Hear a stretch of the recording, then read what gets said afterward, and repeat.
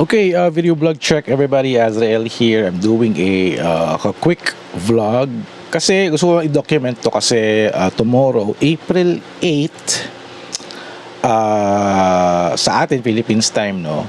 Pero pag sa US, April 8 na, it's their parang biggest astronomical event.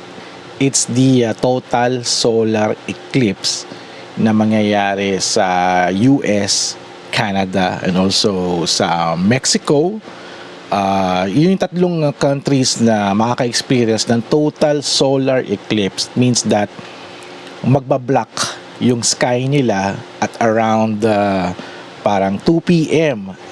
Mga 1 p.m., 2 p.m., 3 p.m. sa US.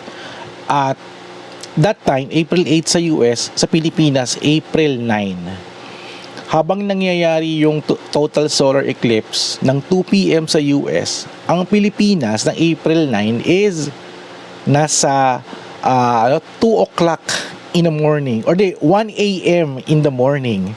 So it means that yung total solar eclipse hindi siya visible sa Pilipinas kasi April 8 sa US, sa Pilipinas April 9.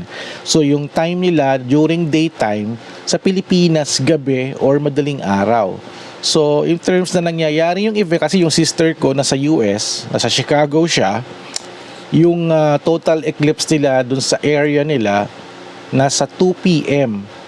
ng April 8. Tapos dito sa Pilipinas, ang oras natin noon April 9, 3 a.m. So, hindi tayo makakapag-observe ng total solar eclipse.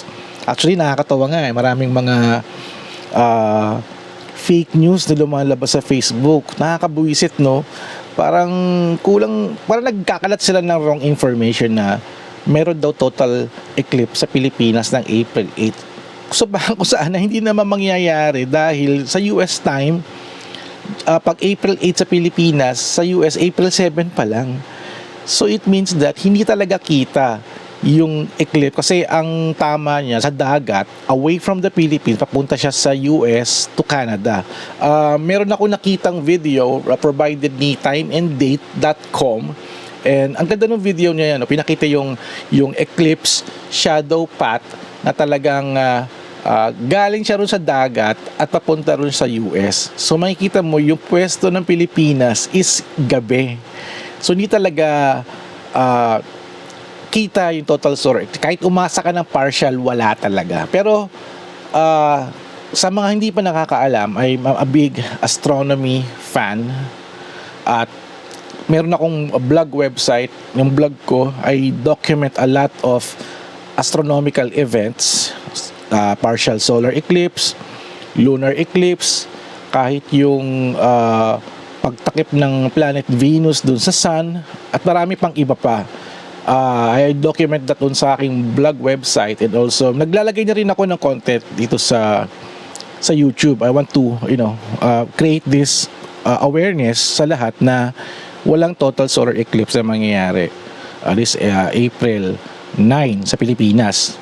And hindi talaga to mangyari kasi para ang schedule daw is year 2042 ang total solar eclipse according kay Pag-asa, at makikita ito sa Legazpi City pa.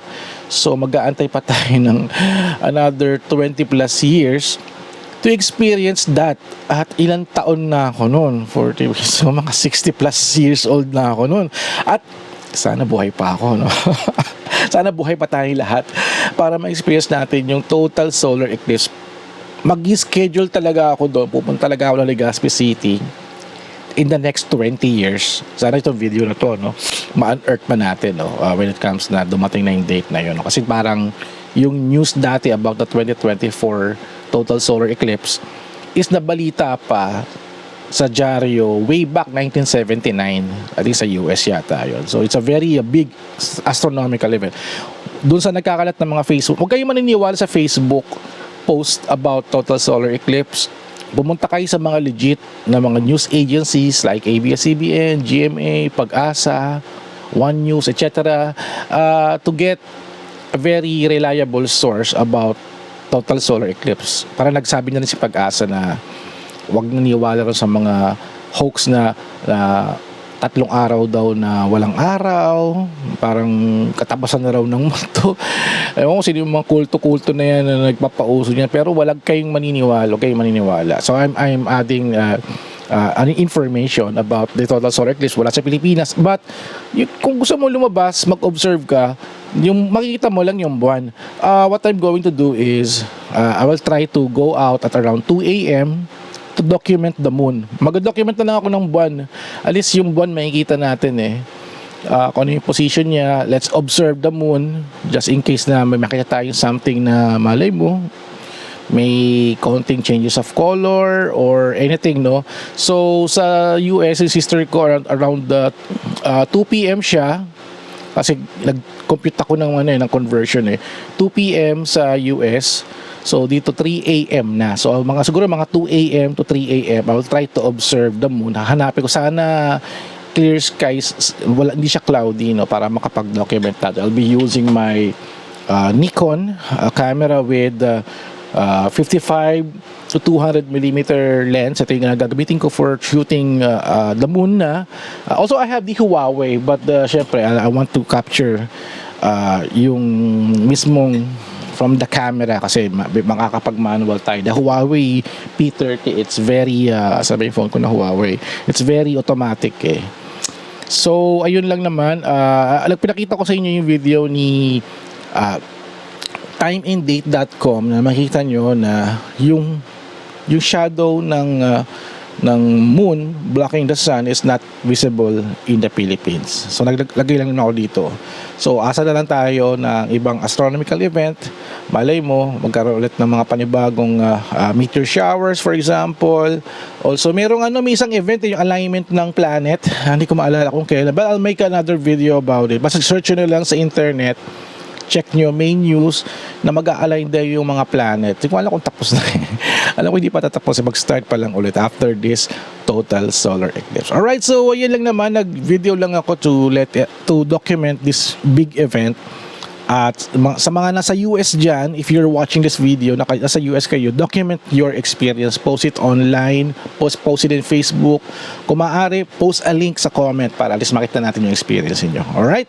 Alright, so thank you guys for watching. So, ayun.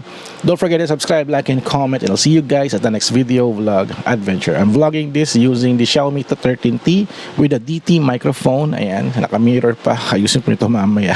Kasi isang video ko hindi ko na i-mirror Alright, kita-kits. And clear sky sana sa lahat.